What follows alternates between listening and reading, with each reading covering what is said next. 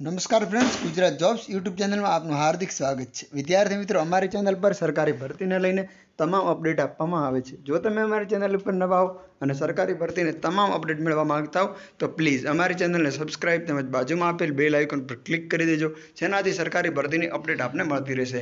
My dear friend, આજનો topic છે GSECL recruitment 2025. તેની અંદર સ્ટાફ નર્સ અને લેબ ટેકનિશિયનની રિક્રુટમેન્ટ જાહેર કરવામાં આવેલ છે. તો ચાલો જોઈએ ઓફિશિયલ અપડેટ.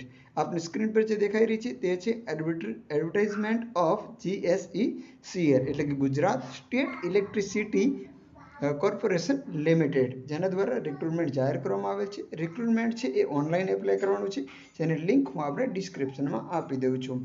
પે સ્કેલ છે જેનો 25,000 થી 55,800 સ્ટાફ નર્સ પ્લસ અધર્સ જે અલાઉન્સ છે એ તો આપને પર કંપની રૂલ્સ મળશે.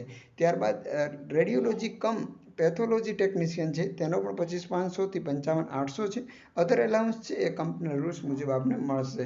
ક્વોલિફિકેશનની વાત કરવામાં આવે તો રેગ્યુલર આપણે બીએસસી નર્સિંગ કરેલું હોવું જોઈએ 4 વર્ષના સમયગાળા સાથે, અને 55% આપનું મેરિટ હોવું જોઈએ.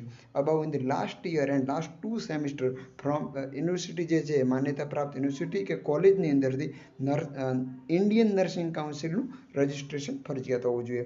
રજિસ્ટ્રેશન વિથ ગુજરાત નર્સિંગ કાઉન્સિલનું પણ હોવું જોઈએ ફરજિયાત. પેથોલોજીની વાત કરવામાં આવે તો એમએસસી માઇક્રોબાયોલોજી છે તે પણ 55% સાથે આપણે કરેલું હોવું જોઈએ.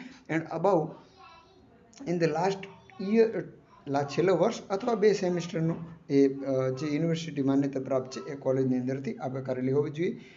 અથવા અન્ય વાત કરવામાં આવે તો જે BSc microbiology with DMLT with 55% સાથે કરેલું હોવું જોઈએ. આ બેમાંથી એક ફરજિયાત હોવું જોઈએ.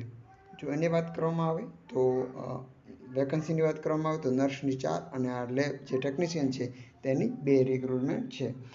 ક્રાઇટેરિયાની વાત કરવામાં આવે તો 30 વર્ષ આપને અનરિઝર્વડ ઉમેદવારો માટે, ત્યારબાદ રિઝર્વ ઉમેદવારો માટે 35, અને અનરિઝર્વ ઉમેદવારોની જે કેટેગરી છે એમાં 35 અને રિઝર્વ માટે 40 ટેકનિશિયન માટે છે.